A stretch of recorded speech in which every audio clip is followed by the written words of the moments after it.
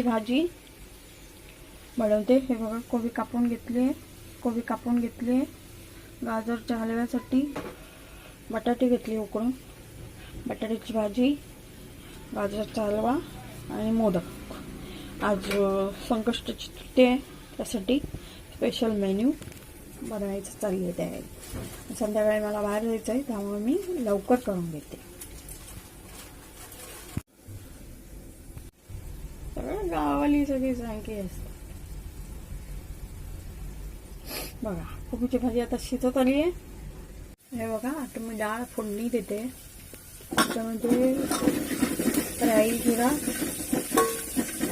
कढीपत्ता टाकला, लसूण टाकला. आता लाल करते थोडं. मग थोडं वरण बनवते.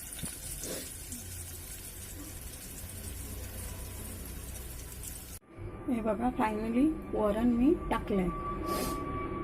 आता बटाट्याची भाजी, वरण, कोबीची भाजी, कोबी शिमला मिरची भाजी तयार झाली. आता मला 2 पदार्थ अजून करायचे आहेत. एक गाजरचा हलवा आणि मोदक.